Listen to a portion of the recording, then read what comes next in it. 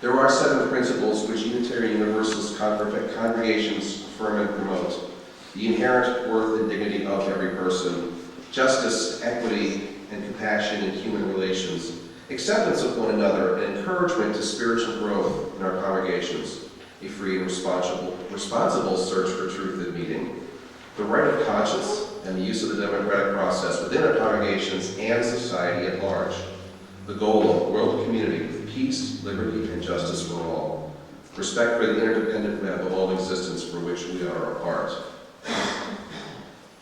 Now, many of you know that one of my passions is music, and after all, I am a child of the 60s and 70s. In case you were short, doesn't this like verify it? I won't tell you how old the shirt is. But I asked myself, which popular music icon's life or work would represent some or all of our 7 principles? Well, it really didn't take me very long to come up with an answer, that being Crosby, Stills, Nash, and Young. This quartet of talented individuals lived, breathed, and worked into their songs the elements of our principles. They remained true to their ideals, whether or not it was popular or politically correct, because it usually wasn't.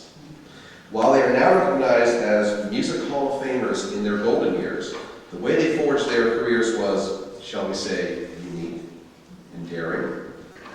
So let us take a few minutes to tell the story of this unlikely set of singers and how they found each other to ultimately make music history. By the way, for those of you who don't listen, this is your VH1 History Minute of the Day coming. You're going to find a common theme of their backgrounds. For the most part, they came from very humble beginnings, all except for David Crosby.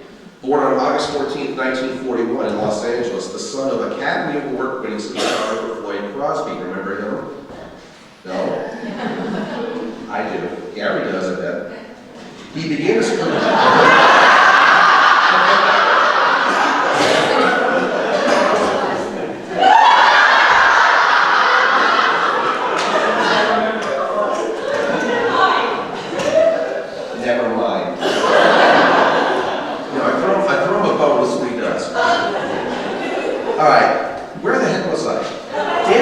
David Crosby, back to him. He began his career as a folk singer, playing in clubs and coffee houses throughout the country, but he first won widespread recognition for his songwriting and his charismatic presence with a group called The Byrds, a band which he helped co-invent with an era-defining fusion of folk music and electric rock and roll that influenced many of the early 1960s musicians and scores of musicians who followed. You probably remember the group The Byrds. They had lots of pop singles, including Mr. Tambourine Man, which, by the way, Bob Dylan wrote.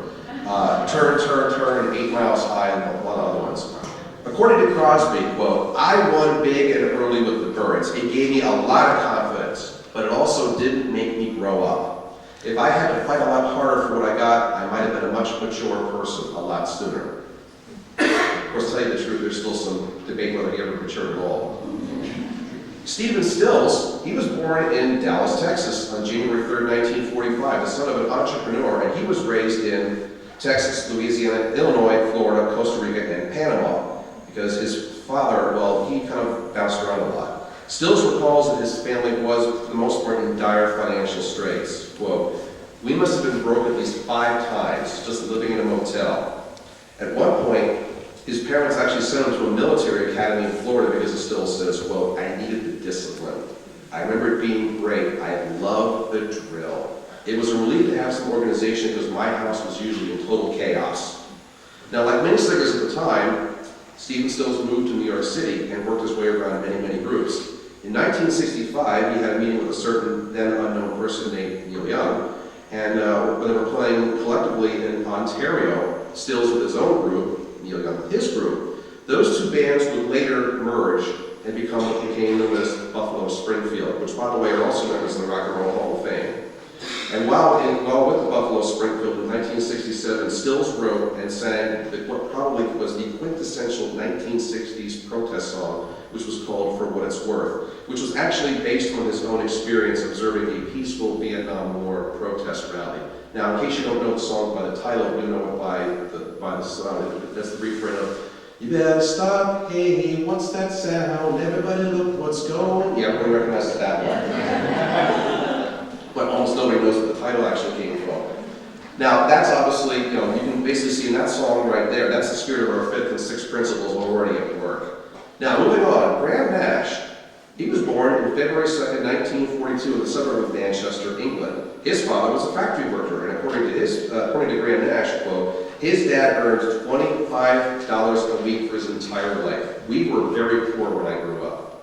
Now Nash, he began singing in local pubs at the age of 14 with a friend named Alan Clark, in a style heavily influenced by the Everly Brothers. The two of them co-formed what became a group known as the Hollies, named after Buddy Holly, believe it or not. And the Hollies became arguably the most commercially successful act of the British invasion era by any band not named Rolling Stones or Beatles.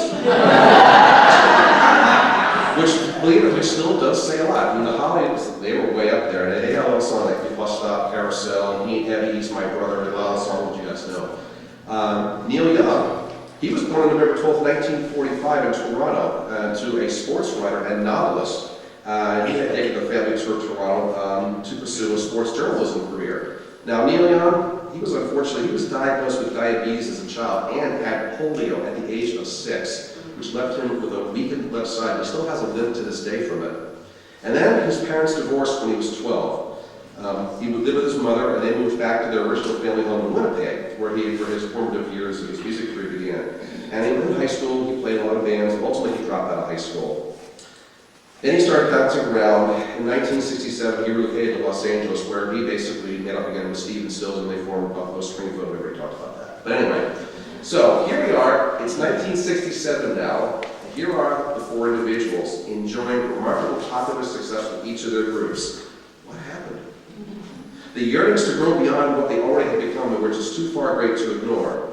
Crosby and Nash felt miserable and stifled in their groups. The Buffalo Springfield was held together by Stephen Stills' sheer force of will alone. The point of no return came on the eve of the 1967 Monterey Pop Festival. Now, for those of you who are not familiar with this one, in rock and roll lore, which I'm a fan of course, this rock concert almost has as much significance as Woodstock, believe it or not, because it was at this festival that the world first took notice of future icons like Janis Joplin, Jimi Hendrix, and The Who. Both the Byrds and Buffalo Springfield were at this festival. And literally a couple days before the festival, Neil Young quit Buffalo Springfield. A desperate Stephen Stills contacted Crosby, who he had met previously, and he asked if he could play for the Springfield. Stills, because he knew he was going to be there anyway. Crosby said yes, just a little too eagerly. So at the festival, after the Byrds finished their set, Crosby returned to the stage with the Buffalo Springfield. Well, in seeing this, the rest of the Byrds took Crosby's act as nothing less than treasonous, and was the final straw for the group leader. Within weeks, Crosby was fired from the Byrds. Without Neil Young, after the Monterey Pop Festival, Buffalo Springfield quickly fell apart into nothing, leaving Stills high and dry. So now the newfound duo, Crosby and Stills, had nothing left but to start over with each other. So they did, and they adopted the group name The Frozen Noses.